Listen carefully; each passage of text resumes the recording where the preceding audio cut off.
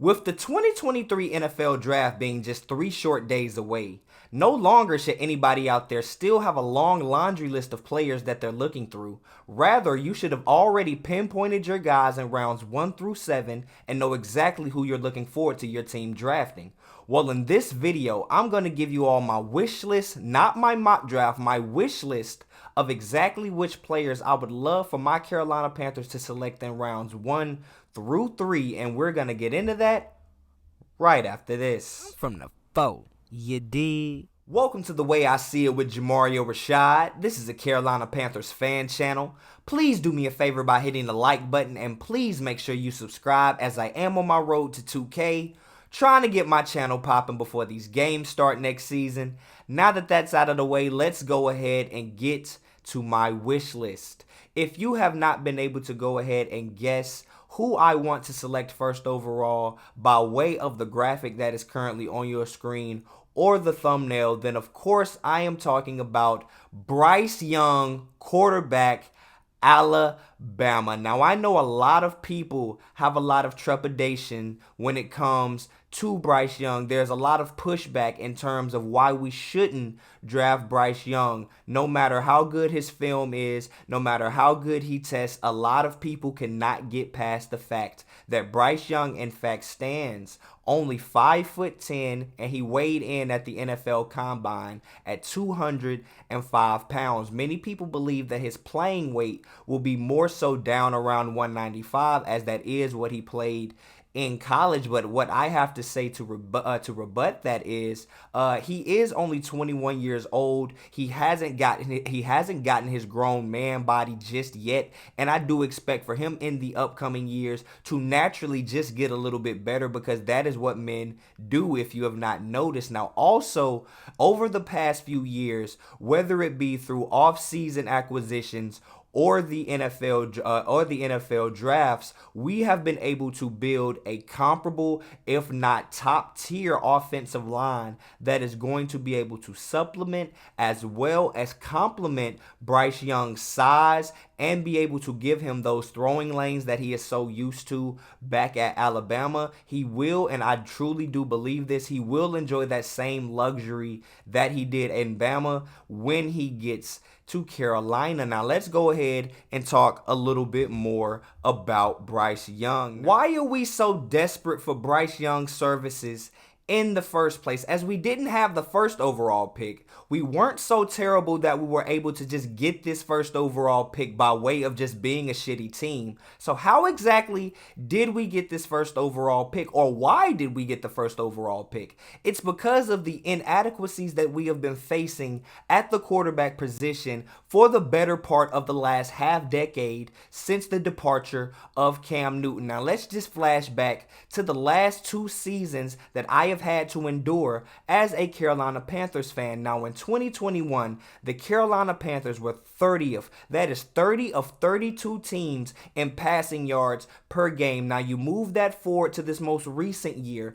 In 2022, the Carolina Panthers improved. How much? Not much at all. They moved up to 28th overall in passing yards per game, which is still terrible, putrid, and not anything that you want to see the team that you root for putting out on the field each and every week. Now, who was responsible for that? Now, we can blame Matt Rule. Now, we can blame Steve Wilkes. We can blame we can blame whomever our offensive coordinators were at the time. It's escaping me at the time. It's escaping me at the time. The guy from the Giants. You can blame them. But who were the guys that we had behind the center that were taking the snaps? We had Sam Darnold and Baker Mayfield. Now, how did those guys stack up against the other starting quarterbacks in the NFL? Well, according to my research and sports, and of course the NFL reference page, the NFL sports reference page,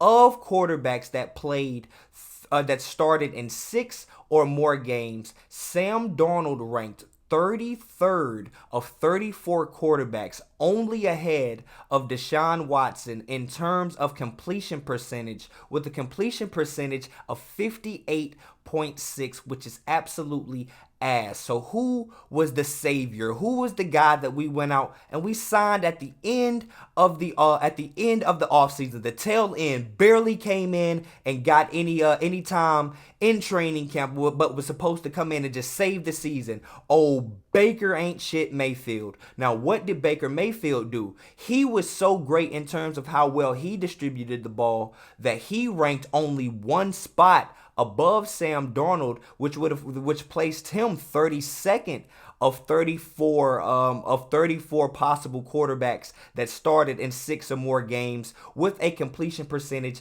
of just 60%. That is just terrible, and that just speaks to why we need Bryce Young so bad and why we need a guy that is pinpoint accurate, most definitely so bad at this current time. Now, when we want to move on and we want to talk about why else would we want Bryce Young? Now, let's talk about how dynamic we have had the privilege of seeing Bryce Young be. A lot of people like to add detractors for how this last season for Bryce Young went. Although he only lost 2 games, he did not have as dominant of a game that he did, of a season as he did in his Heisman season. He lost all of his weapons. Bama was retooling at the time, and it just so happened that this was an unfortunate offensive year to be his last year coming into the draft, and he still had the ability to ball. But let's just take a flashback back to that the 2021 season, which was his Heisman year. Bryce Young was an absolute animal. How good was he? Well, let's talk about it. During his Heisman campaign, Bryce Young, while on his way to competing in a national championship, passed for 4,872 yards with a pass completion percentage of 66.9. He passed for 47 touchdowns and only 7 interceptions. Anybody would take a 47-7 touchdown to interception ratio any day of the week on any team in any league on any planet. But how good would Bryce Young stack up against the quarterbacks in the NFL with this output that he was able to put out at his apex so far? Well, if you were to have that 66.9 completion percentage projected into the NFL, that immediately makes him a top 10 quarterback in terms of completion percentage. Only 2 ticks, but that would have been only 2 ticks behind Patrick Mahomes. But just look at the names that he would have been above. That is above Josh Allen, Aaron Rodgers, Tua Tagovailoa, who was supposed to be oh so accurate even though he has a weak arm, Jalen Hurts, who was in the Super Bowl, Kyler Murray, a fellow short king coming into the NFL, Trevor Lawrence, Dak Prescott. Like, look at the names are endless in terms of just how well or just how superior his numbers would have been, or just how surgically dominant he would have been with his pinpoint accuracy, man. Now, when you look at his draft profile, Bryce Young oftentimes has been compared to Drew Brees, not only because they are quarterbacks that are on the shorter side, that are on the smaller side, but in the way that they operate as well. Drew Brees is going to the Hall of Fame soon. He has the second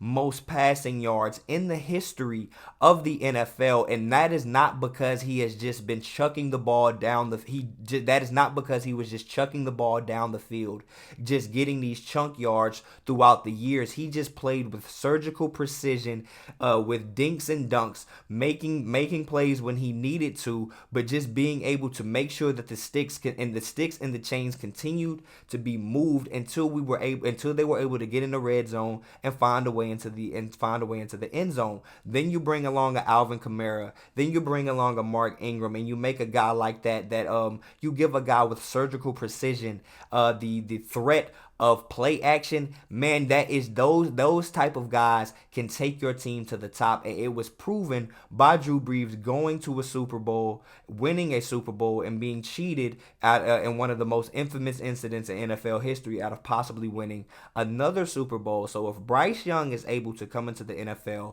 and perform nearly to the level in which that we saw Drew Brees get to, which many people didn't even expect him to get to, Bryce Young will be the savior of my Carolina Panthers, and I truly believe that he will be the first quarterback to be able to bring a Super Bowl, bring a trophy back to Charlotte, man, to the Carolinas, to North Carolina, to South Carolina. I truly believe that Bryce Young would no doubt be able to do that, man. But with that being said, those are the reasons why I would want Bryce Young, who is pretty much right now the consensus pick, to come to my Carolina Panthers. He is on my wish list to be the first overall pick in this upcoming 2023 draft for the reasons that I just listed, man. So what do you all think about that? Make sure that you leave your comments on Bryce Young, whether you feel differently, whether you agree, whatever it is. Leave your comments down below. And with that being said, let's go ahead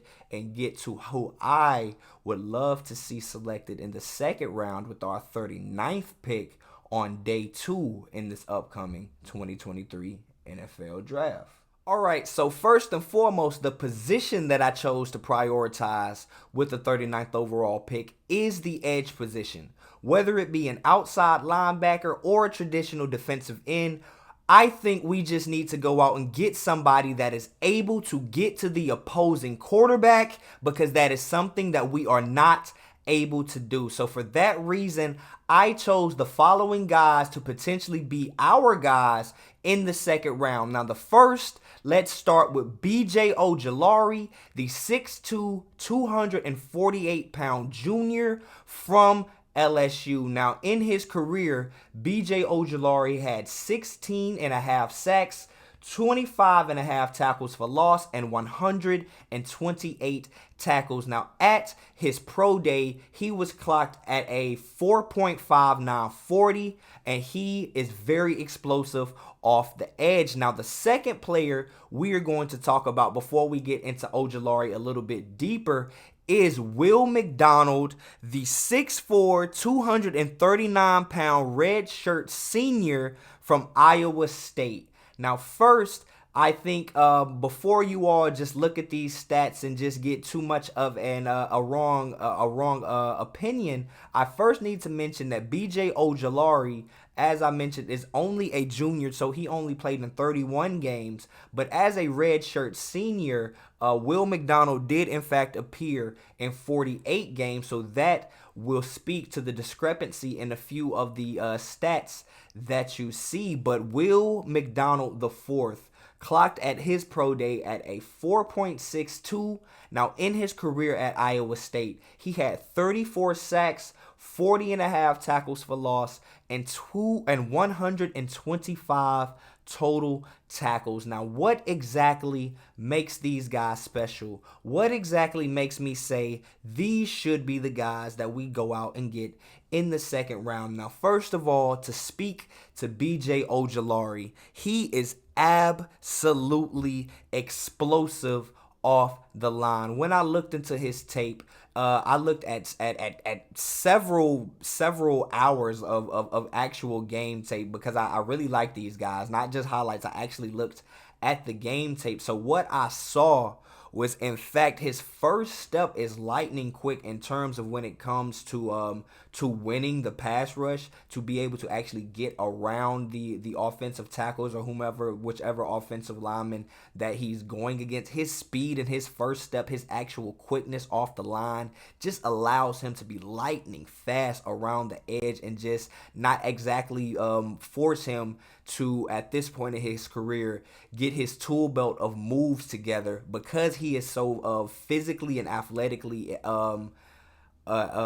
just superior to the person that's supposed to be blocking him. He just goes out there and he just puts that on display each and every down. Now, that quickness, that speed, that 4.59, as I mentioned, would be utilized perfectly as an outside linebacker within the 3-4 system that Ejiro Evero is bringing to the Carolina Panthers. He would be able to bring a force opposite of Brian Burns that would be able to produce a pass rush similar, eventually, probably not immediately, but eventually similar to that of Hassan Reddick if he was able to translate what he has done in college into the NFL, which I have a lot of confidence that he would be able to do. Now, the second thing I want to talk about is the fact that he is a early bloomer. He played 8 games as a true freshman. So what does that mean? That means that he in fact finished high school early so that he can enroll in college early and play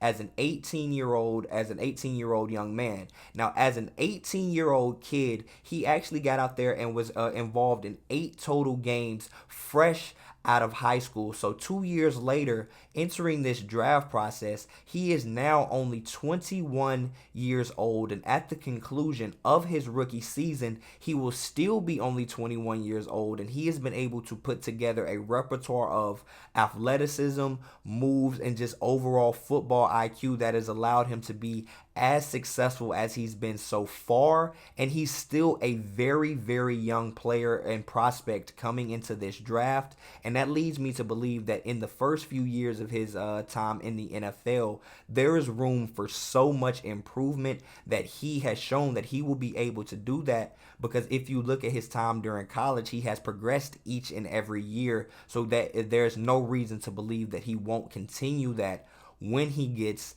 to the NFL, man. And finally, the NFL is just in his DNA. If you do not know, he also has a brother who I believe his name is Azeez Ojulari, who plays for the New York Giants. He was drafted in the 2nd round back in 2021. So not only is he coming from a program that is known for producing NFL talent, not just NFL talent, but star NFL talent, he comes from a family and he has a direct immediate sibling that can just be in his ear speaking right over his shoulder, giving him insight on what it takes to be an effective and impactful player in the league. And that is just something that 99.9 of the world and the people in the NFL are not able to have. So that just gives him an inherent advantage over other players, which would just allow him to be a great player immediately in the league, because I'm pretty sure he's training like a pro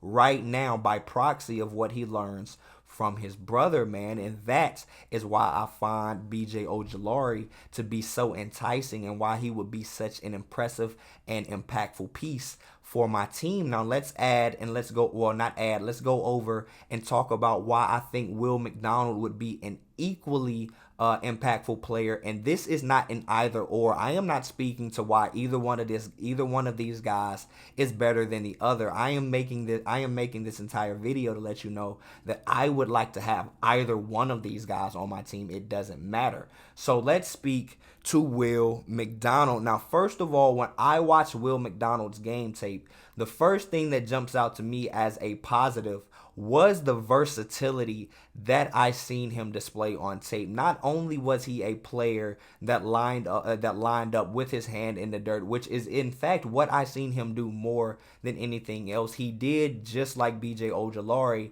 on occasion step out and play that outside linebacker role, but he was not only used as a pass rusher. I did not only see him used setting the edge in the run game. There were a few occasions where, unlike BJ Ojulari, where I'm pretty sure I may have just missed it, Will McDonald was actually called upon to go out on these zone coverage routes to actually run out and cover a tight end on occasion. So they did ask him to do a myriad of things, and because he is so athletic, he was able to do a lot of those things at a high level, and that is just something that I think would translate great to this 3-4 system that we are running here in Carolina. Now, the second thing I want to talk about is Will McDonald comes into the NFL very, very experienced. As I mentioned a moment ago, he played 48 total games in college.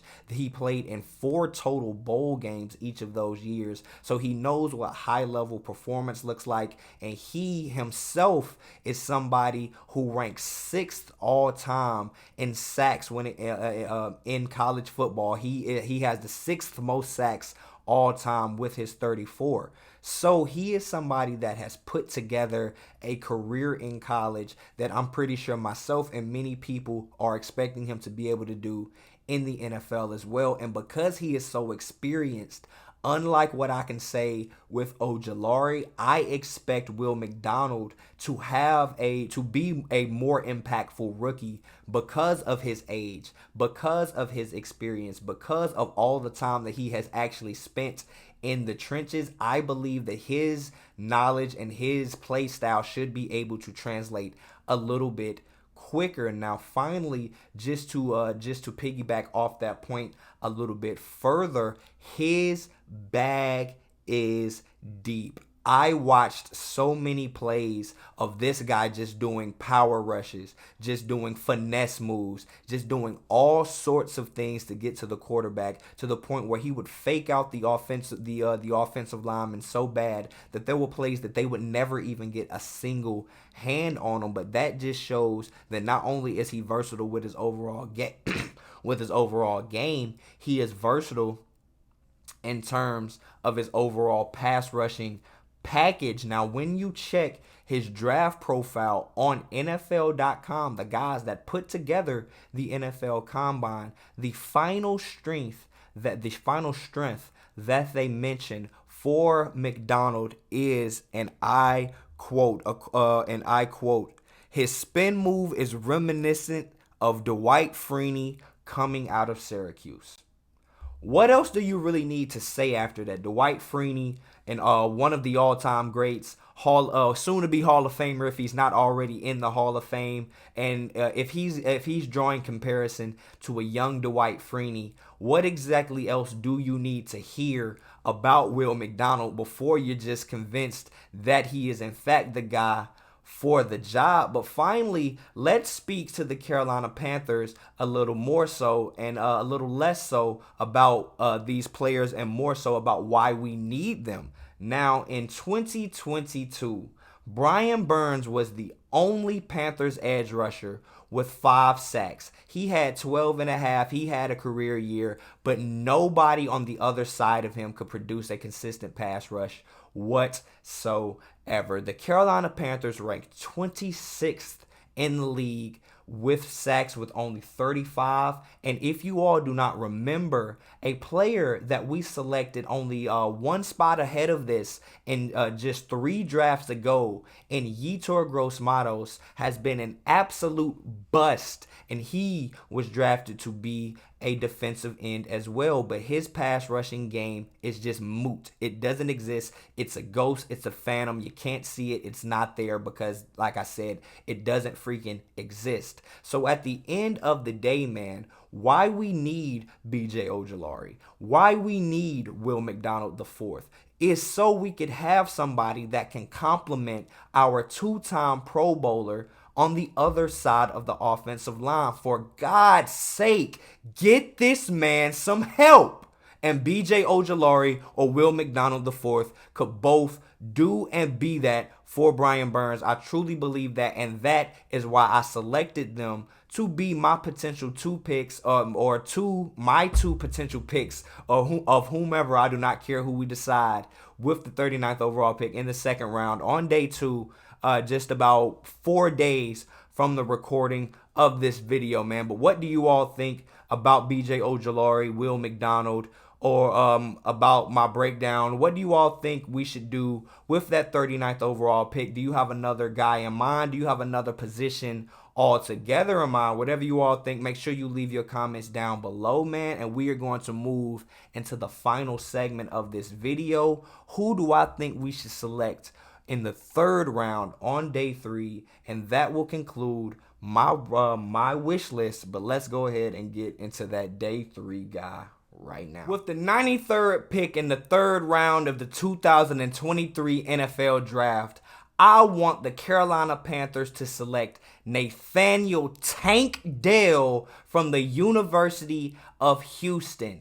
Tank Dell stands at only 5'8" and he weighs only 165 pounds. But let me tell you this, do not take that lightly. He is an absolute monster. He is lightning in a bottle waiting to be released at any point in time. He is a redshirt senior who comes into the league with plenty of experience. And as you see the HBCU grad poster over my right shoulder, I would be remiss if I did not remind you all or just inform you all that Tank Dell, in fact, began his college career at Alabama A&M back in 2018, which is in fact a HBCU. So no matter what, in my heart, I will continue to look at Tank Dell as an HBCU product, but honestly, that has absolutely nothing to do with why I want him selected at this pick. Now, this may just be a narrative that I believe to be true, but I see it as being something that is accurate. With Tank Dell being one of the more miniature wide receivers coming into the NFL, I believe that with Bryce Young being a shorter guy who is able to find these windows, he thrives in being able to make the quick throw, to make the quick read, to expose the window and to throw people open.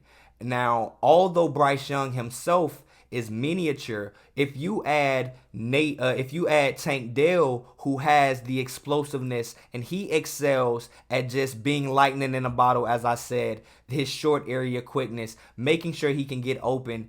When you add that to the mix, that just sounds to me like you're giving Bryce Young a safety blanket, like you're giving him a potential favorite receiver, like you're giving somebody him that will be there and that will just always be open. If Hayden Hurst is not going to be that guy that is always just a check down in the middle of the field, always open, I truly believe if we had Tank Dell there, he would do that even more effectively than what we could get out of a big-bodied tight end like Hayden Hurst. And I truly do believe that, man. Now, if you all do not know, I'm going to quit babbling and just talking about this guy and tell you just about how dynamic, in fact, he was. Now, in his senior season before entering the NFL draft, Tank Dell for the University of Houston had 109 catches, which was second in the country. He had nearly 1,400 receiving yards with 1,398, which was first in the country. He had 17 receiving touchdowns, which was first in the country.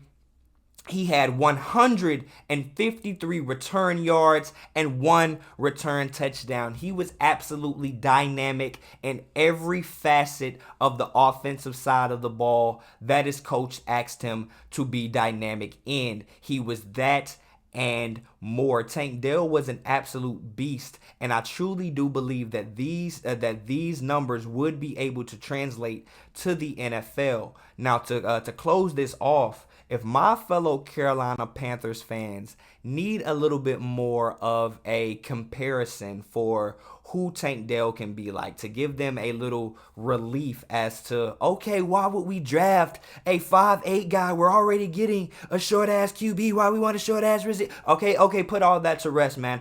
If I had to say and just put it and wrap it up in a bow as to what Tank Dell is or what he could be, I truly hope this means something to you, but I think that he is a Super Saiyan Shi Smith. He does everything that Shi Smith does, but he just does it damn near 10 times better. He is just Shi Smith on steroids. Not literal steroids, but figurative steroids. He is him to the nth degree and just 10 times better. So I know a lot of people or like earlier in his career were in the Shi Smith camp. If you were like me, you were in the anti-Shi Smith camp, but you could not deny what a guy of his skill set brought to the field, but he was just not that damn good with those skills. Tank Dell is all of that and more. So if you inject a Super Saiyan Shi Smith into this offense,